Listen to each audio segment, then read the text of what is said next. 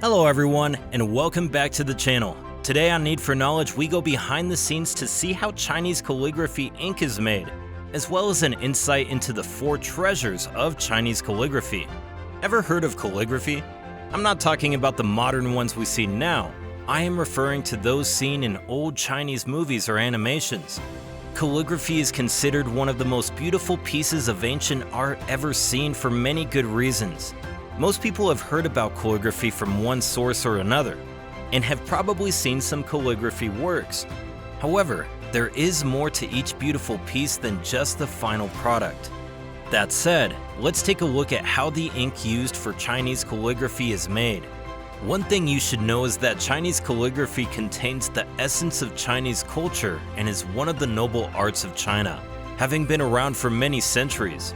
Chinese calligraphy isn't just a means of communication, but also a means of expressing one's inner world in an aesthetic sense.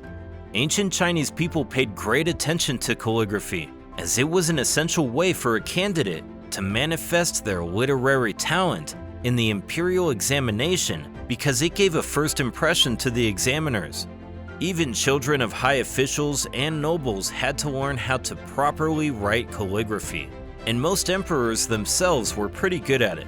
However, all this won't be possible without a very important piece of the puzzle, the ink.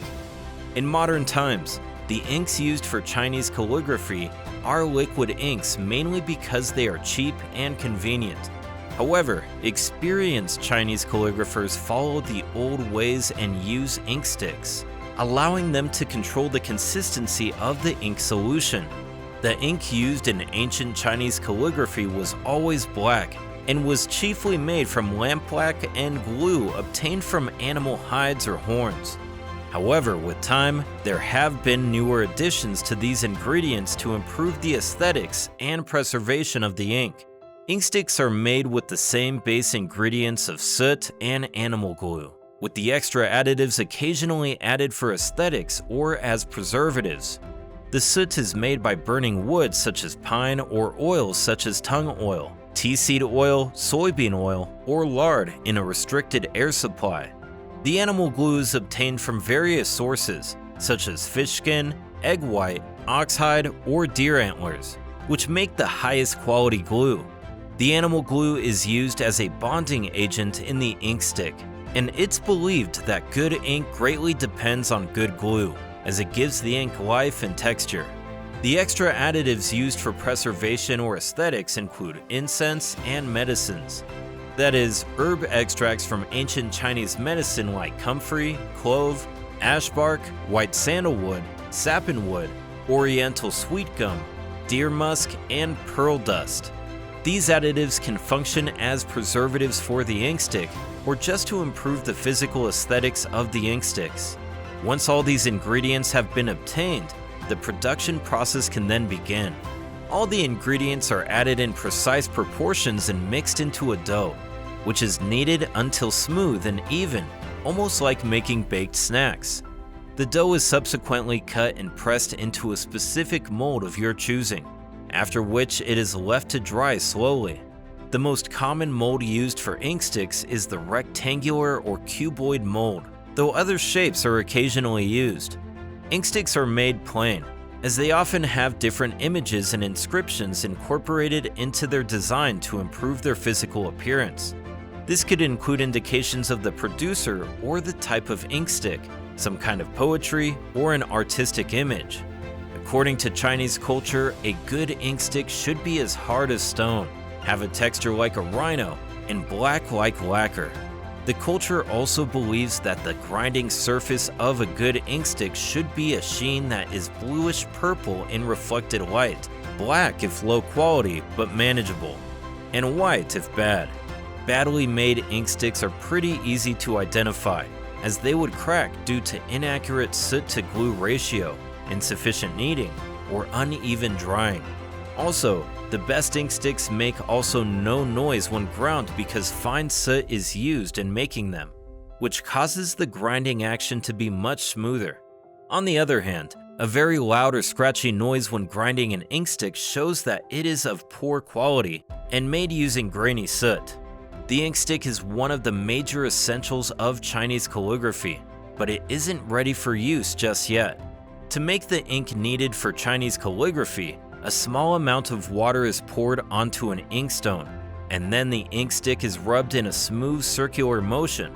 This causes the ink paste to rub off on the ink stick and mix with the water originally added to form liquid ink. While it might seem like a simple process, it requires some level of expertise because if the liquid ink is too thick, it won't run freely on paper, and if it's too thin, it will blot and expand into thick lines. As previously mentioned, Chinese calligraphy has been around for centuries, going as far back as the 12th century BC, with charred materials, animal-based inks, and plant dyes being occasionally used, while mineral inks were the most common. Mineral inks were based on materials like graphite, which were ground with water and applied with ink brushes.